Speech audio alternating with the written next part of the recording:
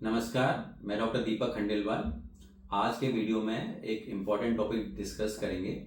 हमारे पास young females आते हैं जिनको पहले से डायबिटीज़ है और उनके दिमाग में एक बहुत इम्पॉर्टेंट प्रश्न होता है कि वो डायबिटीज़ के साथ में एक हेल्थी प्रेगनेंसी प्लान कर सकते हैं या नहीं कर सकते।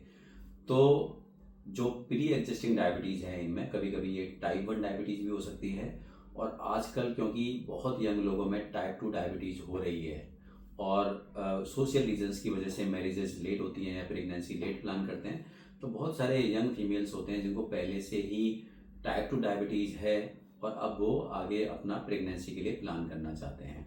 तो इसमें कुछ चीज़ें हमें समझनी पड़ेगी कि जो डायबिटीज़ यदि आपको अंडरलाइन डायबिटीज़ है, चाहे वो टाइप 1 है चाहे टाइप 2 है, तो कुछ कॉम्प्लिकेशंस की रिस्क बढ़ जाती है प्रेगनेंसी के दौरान। यदि डायबिटीज़ कंट्रोल नहीं है तो इनफैक्ट बर्थ के साथ जो मेल फॉर्मेशंस होते हैं जिनको हम बोलते हैं कॉन्जेनिटल मेल फॉर्मेशंस, कि बर्थ के साथ ही बच्चे को कोई हार्ट की प्रॉब्लम या कुछ neurological problems, neural tube defects, इस तरीके के सीरियस इश्यूज भी आ सकते हैं। अभी congenital malformations normal pregnancies में भी हो सकते हैं। यदि किसी लेडी को कोई भी बीमारी नहीं है, डायबिटीज़ भी नहीं है, कोई और प्रॉब्लम भी नहीं है, उनमें जो कॉन्जेनिटल मेलफॉर्मेशंस की रिस्क है वो समवेयर अराउंड 200 में से एक प्रेगनेंसी, मतलब 0.5%। लेकिन यदि किसी को डायबिटीज़ है और स्पेशली वो डायबिटीज़ कंट्रोल नहीं है, एच1C बढ़ा हुआ है, तो ये कॉन्जेनिटल मेलफॉर्मेशंस की रिस्क 3 से 5% भी हो सकती है। मतलब 100 में से 3 से 5 लोगों को ये इस तरीके के कॉन्जेनिटल मेलफॉर्मेशंस हो सकते हैं। इसके अलावा कुछ और कॉम्प्लिकेशंस की रिस्क बढ़ जाती है, जैसे प्रेगनेंसी के दौरान बीपी का बढ़ना जिसको हम प्री एक्लेम्सिया बोलते हैं, या बच्चे का जो जन्म है वो टाइम से पहले होना, प्री मेच्योर बर्थ जिसको बोलते हैं, या बच्चे का जो वेट है वो डिस्टर्ब हो सकता है, या तो जो उसका वेट है वो ज़्यादा बढ़ जाए जिसको हम बोलते हैं लार्ज प्रोजेस्टेशनल एज, या बच्चे की ग्रोथ प्रॉपर नहीं हो जिसको हम बोलते हैं स्मॉल प्रोजेस्टेशनल एज। तो ये सारे कॉम्प्लिकेशंस की जो रिस्क है वो प्रेगनेंसी के दौरान बढ़ सकती है। तो इवेंचुअली जितनी भी डायबिटीज़ प्रेगनेंसीज हैं उनको हम as medically high risk pregnancy classify करते हैं। अब इसका मतलब ये नहीं है कि जो वो लेडीज़ हैं वो प्रेगनेंसी प्लान नहीं कर सकते। उनको पहली चीज़ तो थोड़ा ये रिस्क समझनी पड़ेगी कि हमारी प्रेगनेंसी हाई रिस्क प्रेगनेंसी है और हमें बड़ा कॉशियसली चलना है। तो इन लेडीज़ को क्या क्या करना है प्रेगनेंसी प्लान करने से पहले? सबसे पहली चीज़ है कि डायबिटीज़ का अच्छा कंट्रोल करना है। प्रेगनेंसी प्लान करने से पहले HbA1c आइडियली 6.5 6.5 से कम आ जाना चाहिए। इसमें एक और इम्पॉर्टेंट चीज़ है कि मोस्टली मेडिकेशंस प्रेगनेंसी के दौरान या इमीडिएटली बिफोर प्रेगनेंसी सेफ नहीं होती हैं। केवल एक दवाई है मेटफॉर्मिन जो प्रेगनेंसी से पहले या प्रेगनेंसी के दौरान दी जा सकती हैं। तो ऐसी ही दवाइयों पे कंट्रोल करवाना है जो प्रेगनेंसी के दौरान चल पाएँ।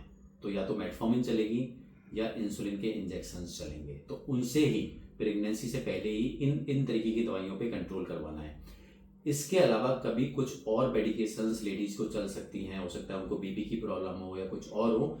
इसमें भी इसी चीज़ का ध्यान रखना है, वही मेडिकेशंस लेनी है जो प्रेगनेंसी के दौरान सेफ हों। अब इसमें आपको हमेशा अपने गायनेकोलॉजिस्ट से और जो भी आपके शुगर के डॉक्टर देख रहे हैं, एंडोक्रिनोलॉजिस्ट देख रहे हैं, उनसे हमेशा प्री कंसेप्शन काउंसलिंग लेनी है। प्रेगनेंसी प्लान करने से पहले मिलना है। आपको अपने केस में रिस्क समझनी है, आपको अपना ट्रीटमेंट अकॉर्डिंगली मॉडिफाई करवाना है और जो भी आपको ट्रीटमेंट की सलाह दी जा रही है उसको आपको बड़ा डेडिकेटेडली फॉलो करना पड़ता है। इनफैक्ट जो मैं अपनी प्रैक्टिस में डायबिटीज़ और प्रेगनेंसी के केसेस देखता हूँ, उन मोस्ट लेडीज़ को, मैं दोबारा से बोलता हूँ कि उनमें से अधिकांश लेडीज़ को प्रेगनेंसी के दौरान इंसुलिन के डेली के 4 इंजेक्शंस लगाने पड़ते हैं और डेली दिन में कम से कम 3 से 4 बार शुगर चेक करनी पड़ती हैं। इसके बावजूद हम हर महीने कम से कम 50 ऐसी लेडीज़ को मैनेज करते हैं जिनकी हर महीने प्रेगनेंसी के साथ डिलीवरी होती है और उनमें से 98-99% को अनइवेंटफुली सब कुछ ठीक हो जाता है। उसमें सबसे इम्पॉर्टेंट चीज़ है कि आप अपने डॉक्टर की सलाह के अनुसार चलें, हर चीज़ को डेडिकेटेडली फॉलो करें।